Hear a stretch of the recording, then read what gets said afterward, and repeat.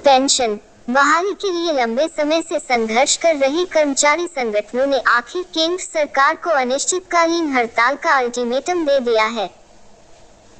शिवगोपाल मिश्रा की अध्यक्षता में बुधवार को हुई national joint council of action (NJCA) के 7 पदाधिकारियों की बैठक में ये तय किया गया है कि देश में 1 मई से अनिश्चितकालीन हड़ताल शुरू हो जाएगी।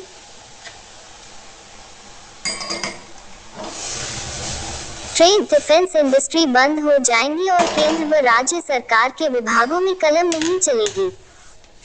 केंद्र सरकार को अनिश्चितकालीन हड़ताल का नोटिस 19 मार्च को दिया जाएगा। इसी तर्ज पर क्षेत्रीय कर्मचारी संगठन भी अपनी अपनी प्रशासनिक इकाइयों को हड़ताल का नोटिस देंगे। इन 7 लोगों ने तय की है हड़ताल की तिथि। NJCA की इस महत्वपूर्ण कमेटी में Shiv Gopal Mishra convener, GS-AIRF doctor M Raghavaiah को कन्वीनर, GS-NFIR कॉमरेड एसिन पाठक, अध्यक्ष AIDF कॉमरेड अशोक सिंह, अध्यक्ष INDWF comrade Rupak Sarkar, ITF confederation comrade Geeta Pandey, अध्यक्ष AIPTF और राज्य कर्मचारी संयुक्त परिषद UP के अध्यक्ष कॉमरेड हरि किशोर तिवारी को शामिल किया गया था। इसी कमेटी ने तय किया है कि पुरानी पेंशन बहाली के लिए अब अगला कदम देश में अनिश्चितकालीन स्ट्राइक के तौर पर उठाया गया है। NJCA के पदाधिकारियों का कहना है, अगर इस अवधि में पुरानी पेंशन बहाल नहीं होती है, तो देश भर में अनिश्चितकालीन हड़ताल शुरू हो जाएगी। इस स्थिति में रेल संचालन और रक्षा क्षेत्र के उद्योगों सहित तमाम सरकारी विभागों में कामकाज बंद हो जाएगा। पिछले साल से जारी है OPS की लड़ाई। केंद्र एवं विभिन्न राज्य सरकारों के कर्मचारी पुरानी पेंशन बहाली के लिए गत वर्ष से ही आंदोलन कर रहे हैं। कर्मचारी संगठनों ने विभिन्न तरीकों से अपनी बात सरकार तक पहुंचाने का प्रयास किया है। OPS के लिए गठित national joint council of action (NJCA) की संचालन समिति के वरिष्ठ सदस्य और AIDF के महासचिव सी. श्री कुमार का कहना है, नई दिल्ली के रामलीला मैदान में गत वर्ष 10 अगस्त को सरकारी कर्मियों की विशाल रैली हुई थी। उस रैली में लाखों कर्मियों ने हिस्सा लिया था।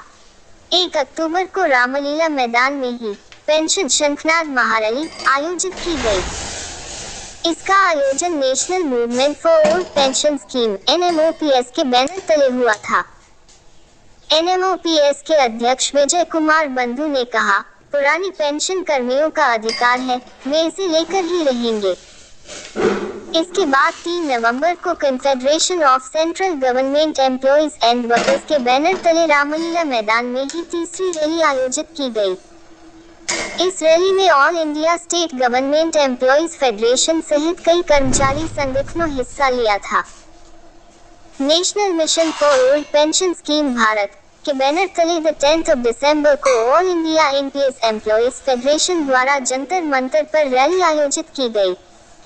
इस संगठन के राष्ट्रीय अध्यक्ष डॉक्टर मंजीत पटेल ने रैली को संबोधित किया था। अनिश्चितकालीन हड़ताल के लिए सहमति। एआईडीएफ के महासचिव सी.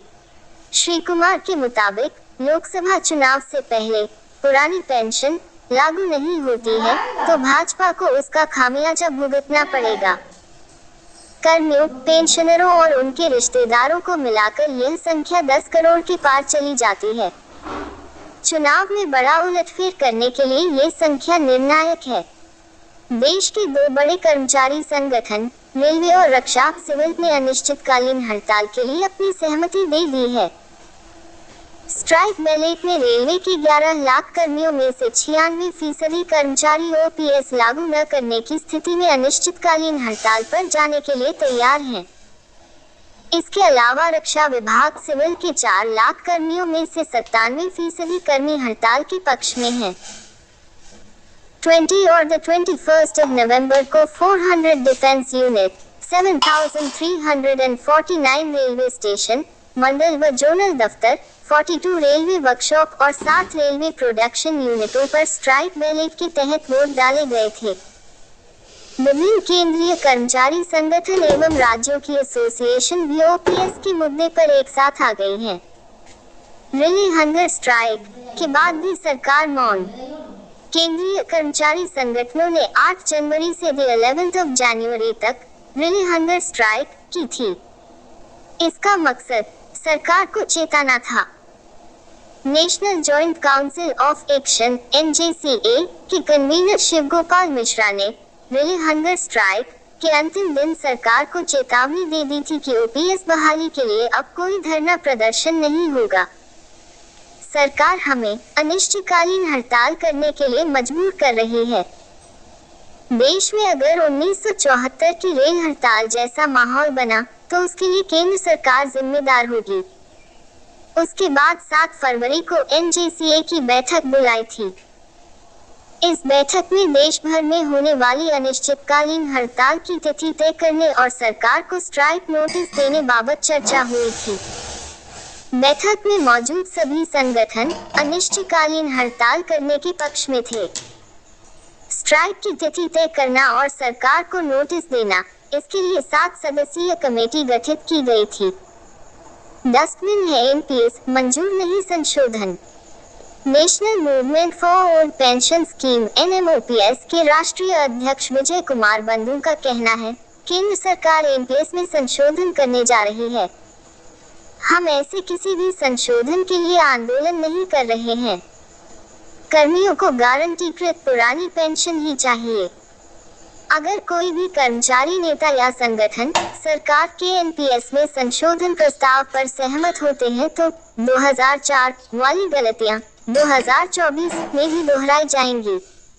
NPS एक डस्टबिन है।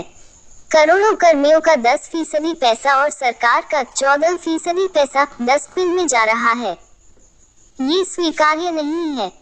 पुरानी पेंशन बहाली तक कर्मियों का आंदोलन जारी रहेगा। वित्त मंत्रालय की कमेटी की रिपोर्ट का कोई मतलब नहीं है। ये रिपोर्ट पेश हो या न हो, इससे कर्मियों को कोई मतलब नहीं है। वजह, ये कमेटी OPS लागू करने के लिए नहीं, बल्कि NPS में सुधार के लिए गठित की गई।